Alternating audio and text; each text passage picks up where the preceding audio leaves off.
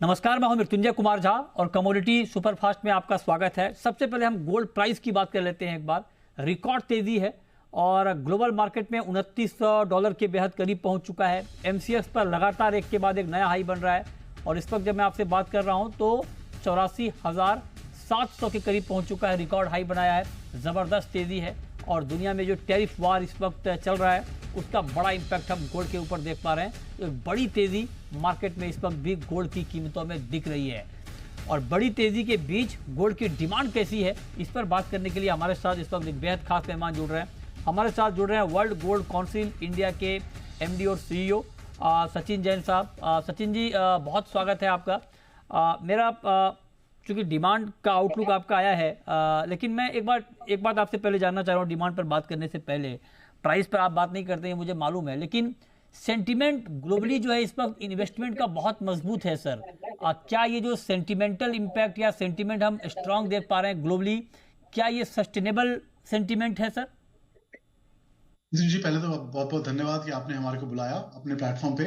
और आपका जो एक क्वेश्चन है कि सेंटिमेंट पॉइंट ऑफ व्यू से कैसा है, तो अगर आप देखें जो कुछ स्तंभ हैं जिनके ऊपर एक गोल्ड डिमांड और गोल्ड की एक बढ़ोतरी रहती है, वो बहुत स्ट्रांग हैं। और हमने आज पिछले 12 से 13 महीने में हम ये स्ट्रेंथ देख रहे हैं। जो एक कुछ हम आर्गुमेंट रखते हैं गोल्ड की, gold as a diversifier, gold as a hedge, geopolitics, dedollarization, ये जो सारी बातें हैं, इनके रूपांतर में एक गोल्ड की स्ट्रेंथ बहुत मजबूत है। और जिस तरह से गोल्ड ने एक as an asset class perform किया है, जो भी आपने मेंशन किया, इतनी बढ़ोतरी हमने देखी पिछले साल में, उसको लेके जो अभी जो स्ट्रेंथ, जो कोर स्ट्रेंथ काफी स्ट्रांग है। लेकिन हमारा हमेशा कहना ये रहता है कि गोल्ड को थोड़े लंबे जरिए के हिसाब से देखें, थोड़ा लॉन्गर आउटलुक के हिसाब से अगर आप देखें, देन यू शुड प्लान के क्या होना चाहिए। तो आई वुडंट बेस एवरीथिंग के जो सिर्फ जनवरी में जो हमारी एक एक वॉलेटिलिटी बढ़ी है, उसके बेस पे हम आगे बढ़े, will not be the right thing. We have to see gold थोड़ा लॉन्ग टर्म व्यू से कैसा परफॉर्म हो। एग्जैक्टली, ये बहुत महत्वपूर्ण है। अब मैं आता हूँ आपकी रिपोर्ट पे, और जो Q4 मतलब WGC का Q4 जो है वो कैलेंडर ईयर का Q4 होता है। तो अक्टूबर, नवंबर, दिसंबर, इसको आप ऐसे समझें ताकि आप फाइनेंशियल ईयर का Q4 ना समझें। ये कैलेंडर ईयर का Q4 है जो WGC अपना आंकड़ा जारी करता है, मतलब अक्टूबर, नवंबर और दिसंबर। और इसका जो रिपोर्ट WGC की तरफ से आई है उसमें ये कहा गया है कि Q4 में ग्लोबल डिमांड जो गोल्ड की है वो 1% बढ़ी है। सेंट्रल बैंकों की बाइंग 54% बढ़ गई, एक बड़ा जंप सेंट्रल बैंकों की बाइंग में आई है। और दूसरी बड़ी बात यह कि इन्वेस्टमेंट डिमांड 32% बढ़ी है। तो सचिन जी, मैं जानना चाहता हूं कि जो डिमांड के डेटा आपने अलग अलग जारी किए हैं, इससे क्या सिग्नल मिल रहा है और ये डिमांड क्या आपको लगता है कि सस्टेनेबल डिमांड है? जी, अगर चाहें तो मैं आपको एक छोटा सा जरिया बताना चाहूंगा कि ग्लोबली क्या हो रहा है, और फिर इंडिया में 2 मिनट में आपको मैं समझाता हूँ क्या हो रहा है। तो अगर आप देखें ओवरऑल डिमांड, हमने देखा है 2024 साल में करीब 4,974 टन की रही, which has been the all time high. लेकिन क्योंकि गोल्ड का प्राइस काफी बढ़ा हुआ था, तो करीब $382 बिलियन की कंजम्पशन गोल्ड में रही। जैसे आपने मेंशन किया, इसमें एक इंपॉर्टेंट पिलर रहता है इन्वेस्टमेंट का, जिसमें करीब हमने 25% की बढ़ोतरी देखी। फिजिकल फॉरेन कॉइन में हमने करीब 20%, लार्जली इंडिया और चाइना के रूपांतर में। और ईटीएफ जो आपकी डिजिटल फाइनेंशियल प्रोडक्ट में रहती है, उसमें उन्होंने बढ़ोतरी देखी। ज्वेलरी में हमने ग्लोबली करीब 11% की गिरावट देखी। लार्जली इसका चाइना देखें तो करीब 24% गिरावट है, और अगर इंडिया का देखें भारत में, तो हमारा करीब 2% की गिरावट, तो ऑलमोस्ट स्टेबल रहा, क्योंकि इंक्रीज प्राइस ऑफ गोल्ड में काफी अच्छी एक जंप वैल्यू में रही।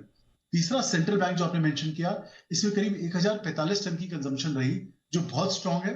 लार्जली लेड बाय जो हमारे ग्रोइंग मार्केट्स हैं, और जो डेवलपिंग मार्केट्स में ज्यादा ग्रोथ रही, लार्जली लेड बाय चाइना ने पहले हाफ में चाइना ने डोमिनेट किया था। उसके बाद bank of Poland, reserve bank of India, the central bank of Turkey, इनकी काफी बढ़ोतरी रही। तो ये 3-4 रहे। और एक हमने जो कंजम्पशन देखी है वो है इन्वेस्टमेंट, जो हमारी टेक्नोलॉजिकल प्रोडक्ट में गोल्ड में आती है। तो साल दर साल हमने उसमें ग्रोथ देखी है। पिछले साल में करीब 7 से 8% की उसमें ग्रोथ रही।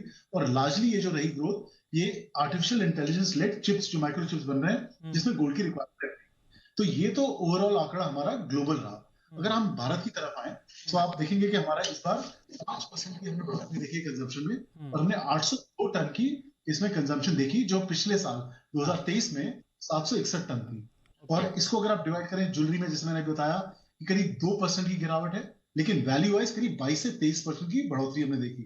और जो इन्वेस्टमेंट का एक निवेश के पॉइंट ऑफ व्यू से अगर आप देखें गोल्ड को, तो सबसे स्ट्रॉन्ग हमारा साल रहा है, जिसमें करीब हमने ऑलमोस्ट 22 से 23% की बढ़ोतरी देखी है, पर सॉरी 31% की बढ़ोतरी देखी है, और वैल्यू पॉइंट ऑफ व्यू से करीब 61% की वैल्यू की ग्रोथ हमने इस बार इन्वेस्टमेंट बारगेन कॉइन में देखी।